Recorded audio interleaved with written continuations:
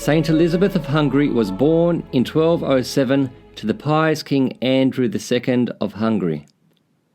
Those who beheld the child Elizabeth at prayer might well have believed they saw an angel.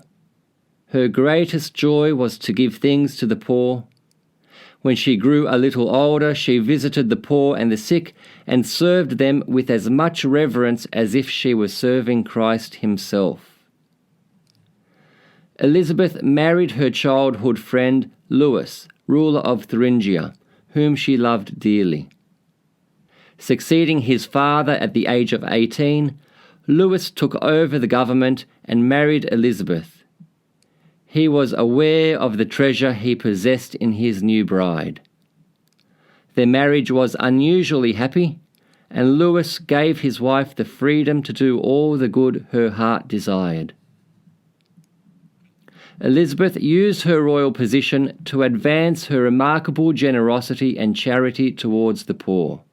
She dressed poorly, often giving her royal clothing and jewels to the needy, while also providing bread to the poorest in the land who came to her gate daily. At Eisenach, Elizabeth built a large hospital, and during a famine she fed 900 people daily. A story is told that once when she was on her way with her cloak full of good things for her dear poor and sick, she met her husband, who teasingly blocked her path until she would show him what she was carrying away this time. How astonished was he to behold fresh, fragrant roses in midwinter. Reverently he permitted his spouse to go on her charitable way. When Louis was away, it was Elizabeth's duty to take over the regency, and this she did with great prudence and care. Whatever spare time she had, she spent on the poor, the sick, and especially the lepers. It is related that once she took in a little leper boy whom no one cared to have about, and after caring for him as if he were her own child, placed him in the royal bed. But Louis returned unexpectedly at this time, and an angry servant ran to tell him what Elizabeth had done and how she would surely cause him to be infected. Quite stirred, Louis went to the bed and tore aside the covers. But he was amazed and moved to tears when he beheld there the form of the crucified. Turning to his wife, he said, "Dear Elizabeth, you may always receive guests like that. I shall even thank you for it."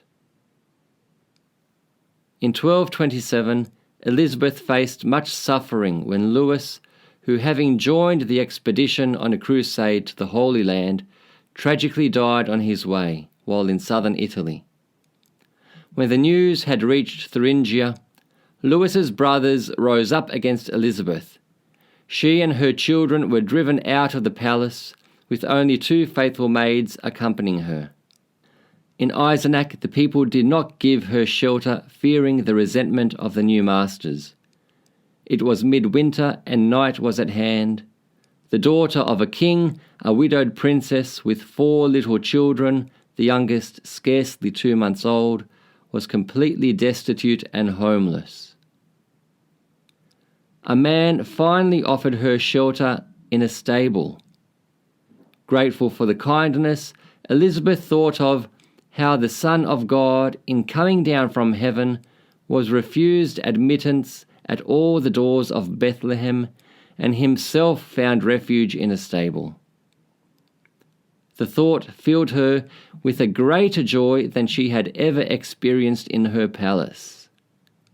At midnight, when the bells of the nearby Franciscan convent, which she had built, announced the chanting of the divine office, she begged the friars to sing the Te Deum in thanksgiving for the favour that she and her children were made so like Jesus.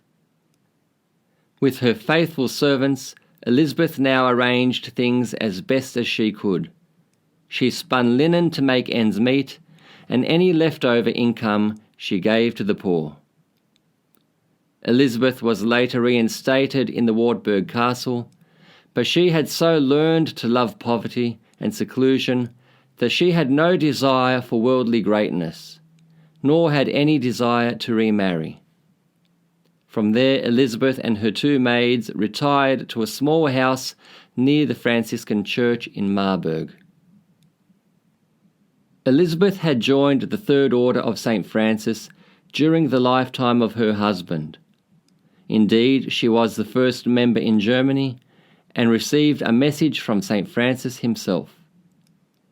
Now vested with the habit and the cord, she led a quiet religious life, meanwhile nursing the sick in the hospitals. Elizabeth died on November the 19th in the year 1231, when she was only 24 years old. The miracles that took place at her tomb were so numerous that Pope Gregory IX canonized her only 4 years later in 1235. Her extraordinary life as a Franciscan tertiary has earned her the honour of being named the Patroness of the secular Franciscan order.